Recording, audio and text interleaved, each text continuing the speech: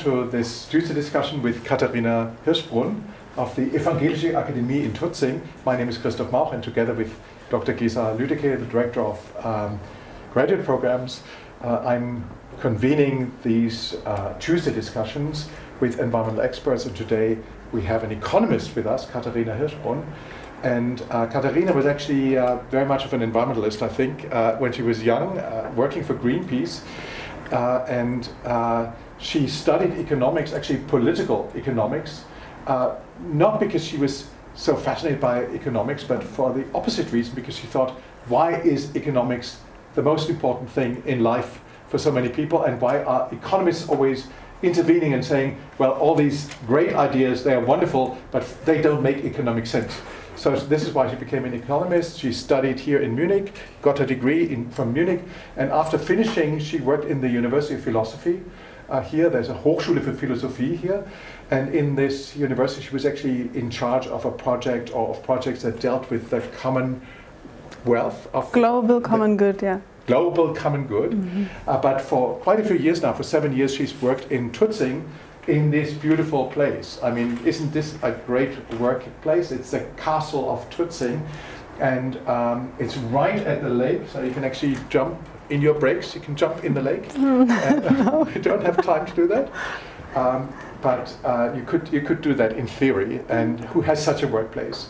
It's a Renaissance castle that was expanded, and they organize conferences, symposia, colloquia, etc. And actually, the Carson Center has done one on Agent Orange a couple of years ago, and we are having another one this year about Silent Springs, about pesticides. But now, please join me in welcoming Katharina Hirschbrunn.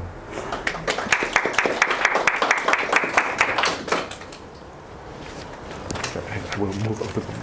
Mm-hmm. Yeah, hello, I'm happy to be here and to hear later from you what your interests in are a bit. Thank you for the introduction. I want to introduce first a few words on the Academy itself. So if you hear me, if you don't hear me in the back, you just wave. So the Academy was founded back in 1947 as a think tank at Lake Starnberger See.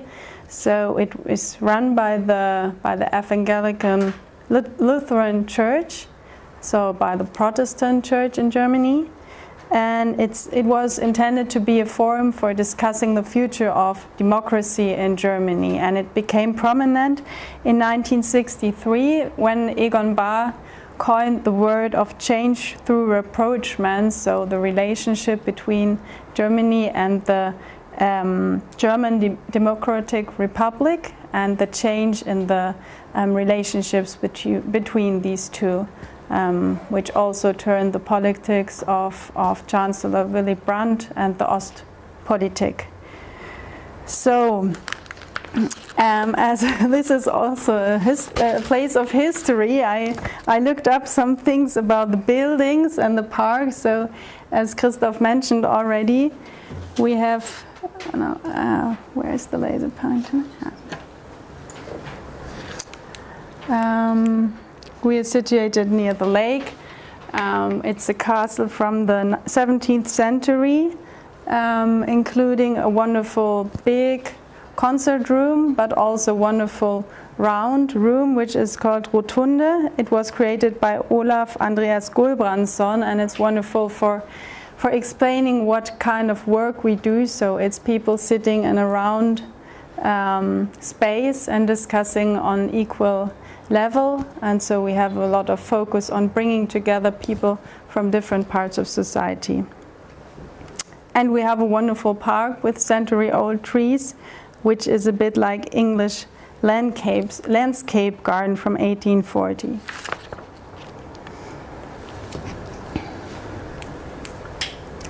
So the foundation of our work is that we aim to have education through discourse and also the development of new ideas. So the foundations are tolerance and responsibility from a Christian perspective. Our aims is to be a forum and to invite people from all parts of society, so from politics, science, from business, NGOs, trade unions, enterprises and arts. To have a discourse to shape a responsible, just and participative society. So here we have the different topics. We're a team of 7 or 8 Studienleiter who do their conferences. So we have something like 100 conferences a year. Some are from external groups and 50 are done by ourselves. So we have these different topics like theology, politics, health, ethics, arts, digitalization, education, religion, philosophy and law. Then we have a group for just the young people, and then we have economics and sustainability and work, which is my area of responsibility. So each of us does around 10 conferences a year, which usually are from Friday to Sunday, and we invite something like 12 people from all kinds of society to discuss a topic. So our methods have changed over the years. So initially it was more people holding speeches and people then discussing a bit, but now we changed to, with the people who work there becoming more younger, we changed to more interactive methods. So we do a lot of workshops, sociometrics, or especially to help the people to start talking, because we realize that when you just give a speech for 25 minutes and then people are asked to give comments or ask questions, then it's mainly certain people who dare to speak, so rather elder people, and the younger people usually often don't dare to ask, or after half an hour they raise their hands and then the time is over. So we experiment with different methods, like having small groups where you talk together, 3 people, and then things change, or if different people raise their hands, we take first those who are younger or female or have some different background, like migration background or non-academic background, or also to have a more controversial debate, to rather push those people who have an opposite opinion. Sometimes these are also people who articulate their points in a different way, but for us it's quite important to have to also get all those different kind of people into our rooms. Also, we experiment with different kinds of approaching education, so not only with the mind and the head, but also with all senses involved, so the approach of arts or of practical experiences. So, for example, we had the last conference was on feelings towards climate change, so how people can face their fear and their anger and their depression towards climate change or other social issues. And so we had some talks, rather scientific talks, like from also from Psychologists for Future. But then we also had workshops where people could reflect on their own way how they deal with those issues. So some parts of journaling or interaction, or also we had some mindful gardening where people could just led by a guy from a Zen monastery, a gardener, to just feel with your body and feel how you interact with other people working with the soil in the garden. And so often we realize that these workshops are much more effective, or that people in the end don't cite some sentence from a academic talk, but they rather say that this really made a difference to them, how they work together with someone else and with their hands in the soil. Or also, for example, we had a conference on how to live in an eco-village, and there you could also experiment with forms of democracy, different kinds of democracy, how to find solutions in a group, and we could just do it there in the conference itself.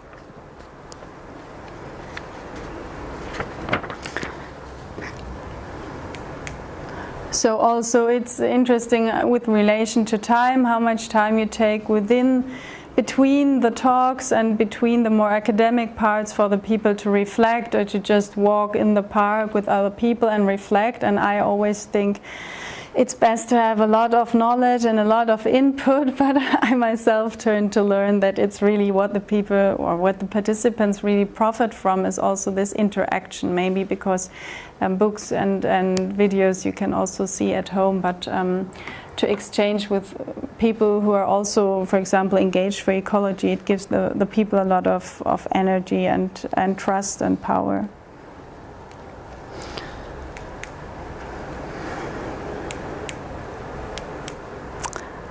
Okay.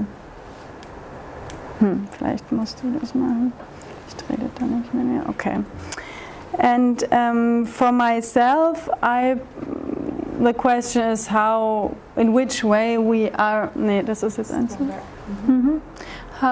In which way we are a Protestant Academy, so which way we define ourselves as Christian. And for me, it's also a question of Catholic or social teaching of Catholic people, or also of Protestants, that we aim to improve the situation of poor people, in which way ever we define poor people.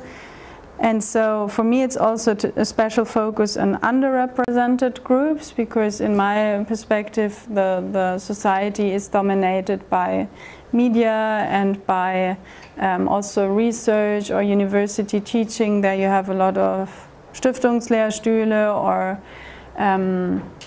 like final bachelor works, they are paid by enterprises. So also the knowledge and what's discussed in society is influenced by those with more money and not by those with low academic degree and little money. So we try to render those topics more space. Or also the integrity of creation is a Christian issue, so to care for ecology. And also this issue of democracy, that if you don't have a democratic space, and often in our conferences, especially on ecology, like we had the last one where also Gesa participated and did some moderation with us, was on climate lobbyism. So it's also important for us to focus on these power constellations and power relations, and which alternatives there are to make democracy more possible. Yeah.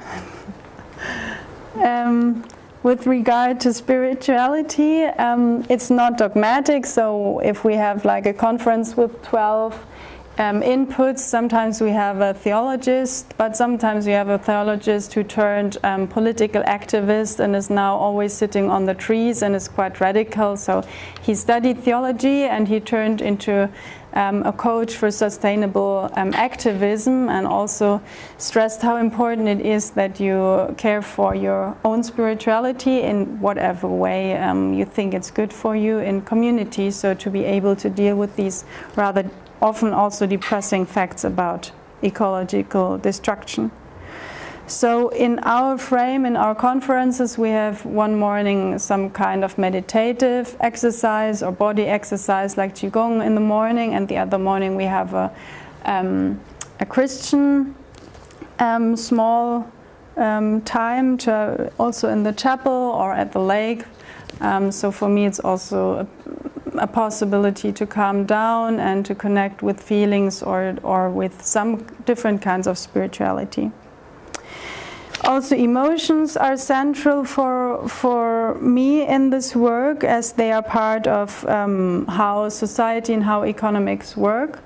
So a society focused on consumption or public spaces which are often dominated by education and not by philosophical questions about Like when you go on the underground, you see advertisements for consumption and not questions on what is the aim of life, or about beautiful quotes or beautiful pictures or quotes of people who have a problem in the world and want to have a space to stress it.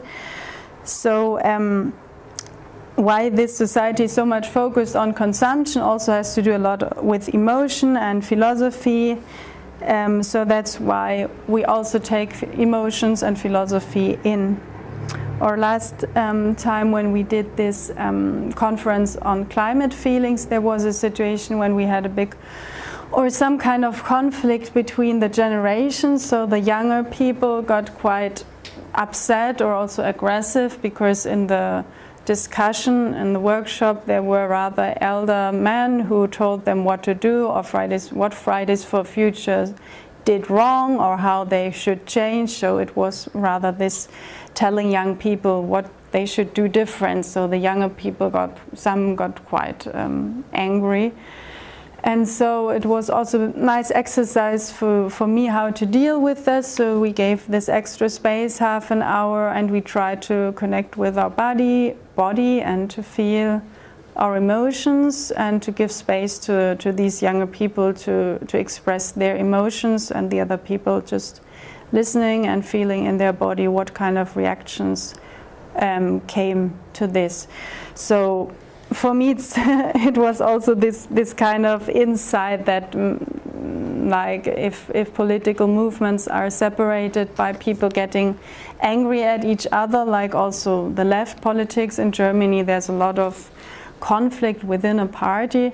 So also the other point is that with regard to climate change, if people just suppress their emotions, they don't act, but they get apathic or get into consumption. So for me it's an important point to also in this conference setting again not only talk to the head or to intellectual issues, but also do this work like of Joanna Macy and systems theory, the deep ecology. We also do some exercises how to really transform your emotions. So thank you for the technical support.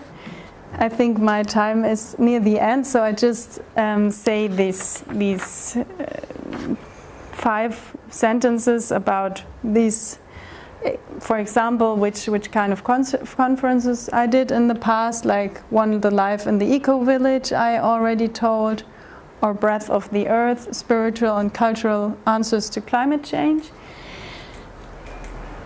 Or then we do rather academic and conferences with economists, like the critique of economics, because the way I studied it here and which way it is quite still now at the LMU or at other institutions is that it's mainly this mainstream neoclassical economics, which don't have to do anything, in my perspective, with the real world problems and with real world people and real world issues. So I did, for example, Freiheit and Freedom and Capitalism, or Reshaping Economics with a network for pluralistic view on economists mix in Germany, which have big critique on the teachings and research which is done now. So we try to give them a forum and develop perspectives that are not taught at LMU.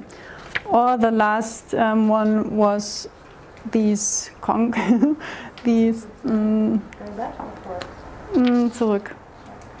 2 zurück. Yeah. Or quite concrete conferences on 1.5 climate degree aim, which how do we have really effective politics which change quite quickly, or how to perceive economics in a different way, and where we also try to integrate perspective like commons or Gemeinwohlökonomie or feminist economics or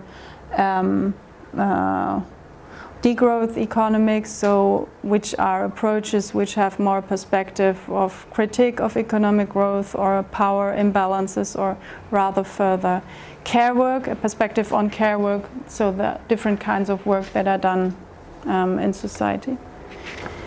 Yes. And there, the last image is the future conferences which are planned, but you can see it in the back, which are a bit like this. Yeah, so also the next conferences will be on ecology, on how trade unions can become more ecological, or how the ecology movement can also take in perspective more the interests of the trade unions, how they get together these movements in society. Or gesellschaftliches Risiko und Resilienz, it's about how risk in society how we perceive risk in society and how we deal with all kinds of risk in society. And then one we have on socialism, if this is also possible in a free and democratic and ecological way. So because we try to focus on different utopias or different alternatives to the current system, and this time it's on socialism. Yes.